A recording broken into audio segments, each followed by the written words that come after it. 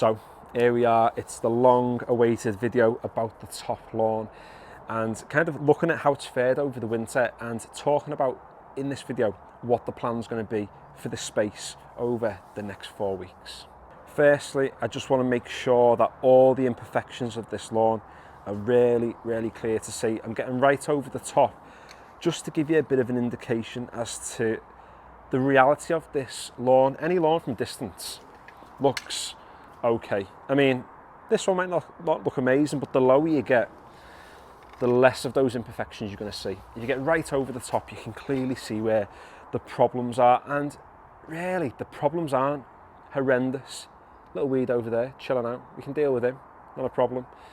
We've got some dead spaces, dog's wee over there as well, the dog's wee on that side. But there's a lot of content out there, you know, on this platform which start with the perfect lawn and they make it even better. This isn't the perfect lawn, however, I'm hoping in time this will be the perfect lawn, and it's going to be the grass variety that's going to help us to get there. We opted to go with bent grass and fescue round about May time last year, and the main aim of that was the fact that this lawn is a problem space. It's sitting in the shade for most of the day.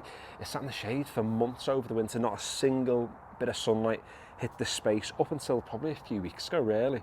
So I wanted to change the grass variety last year to have a space that was able to recover without the need to overseed it. For the past probably 2 to 3 years, I killed the space off a couple of times and seeded it from scratch and overseeded it and never really got anywhere. And I wanted the lawn that I could kind of do minimal intervention on, but I wanted something that was amazing, that was sort of easy to manage and maintain.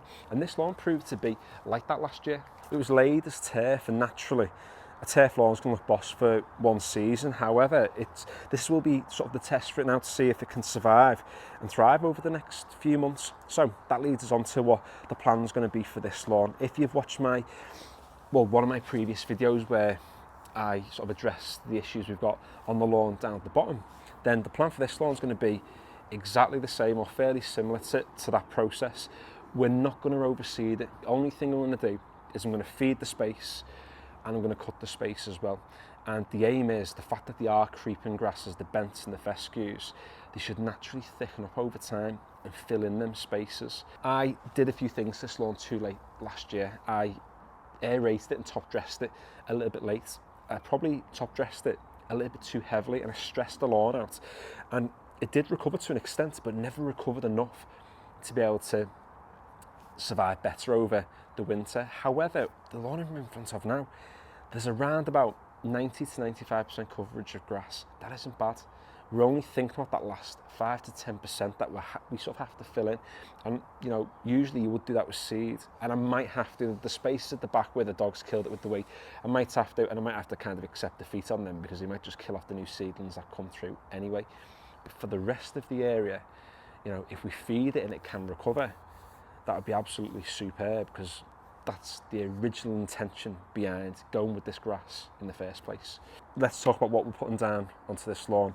So I've got some true grass in this. I've gone with the higher application rate of 50 grams per square metre. Obviously we've only got 12 square metres on here, so you don't really need a lot of the product. And again, like I said in the previous video where I used this, not sponsored, anything like that, but it does contain all the boss stuff. It's like composted food waste, like the humic acids, your seaweeds, all like the fancy terminology that just makes your grass look boss. You name it, it's in the product.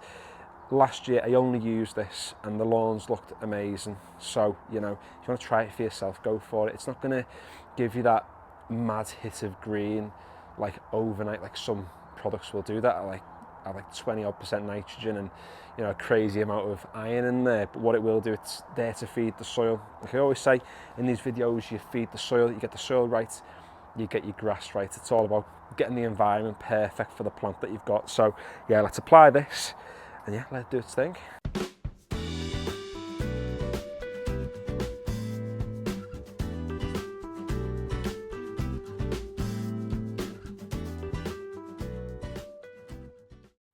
So let's see, it's similar to the lawn down at the bottom. We're going to see if this lawn can recover, just like hopefully that one will. The aim is we feed it, we cut it, and hopefully the grass starts to work for us. It might not. Do you know what? It might not. I might have done this now and they go to pot and I end up having to overseed both of them. But you know what? If I have to, I have to, so be it. That is just the nature of the beast. As we always say on this channel, no one's going to die. It's not going to kill you, but it's worth giving it a crack, because lawn care can sometimes come across as being quite complicated, with a million different products and carbohydrates and a bit of this and a bit of that and 500 liquids and such a majig. But it can't really be that hard. I walked the dog on the field opposite our house and that grass is as thick as anything, and that's never been overseeded. It's just trying something new and seeing what happens. So if you have enjoyed today's video, or if you found it useful, then consider giving it a like. And if you'd like to follow along with, you know, the process of this lawn and you haven't already, consider subscribing. And finally, thanks for watching.